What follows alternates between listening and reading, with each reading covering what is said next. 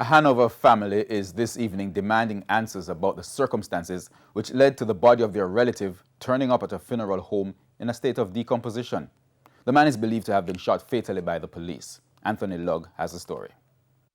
A family in distress, moments after they turned up at the Doyle's funeral home in Hanover for the autopsy of their relative. Marjorie Pierce is the sister of the deceased.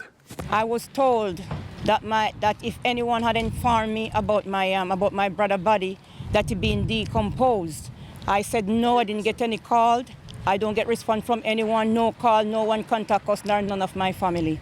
41-year-old Pedro Pierce was fatally shot at his home in Orange Bay, Hanover, after he allegedly attacked a police officer with a machete on May 27.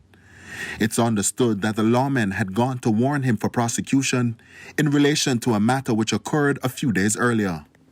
Following the shooting, Pierce was transported to the Noel Holmes Hospital, where he was pronounced dead and the body viewed by the police and Indicom investigators.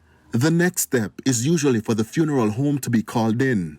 Our news team obtained a letter from the Doyle's funeral home which states that they were contacted by the Hanover police at 10:14 Saturday, May 29 to pick up the body of Mr. Pierce. This is 2 days after he was pronounced dead. The letter further stated that upon arrival, the body was decomposed.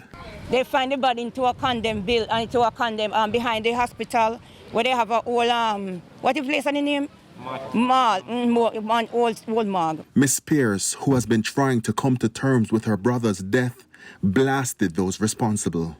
He's not an animal. He's a human being. You understand me? And I want justice for my brother. Don't care what happened. And I want somebody to come forward to the family. And I expect the best out of it from my brother. As the family awaits that, it's left to see who will accept responsibility for not contacting the funeral home on the day Mr. Pierce was pronounced dead. Our news team contacted the Noel Holmes Hospital for a response, but were told the matter would be investigated. However, up to news time, no details were provided. We also contacted head of the Hanover Police Superintendent Sharon Beeput, who would only say the matter is being investigated by Indicom.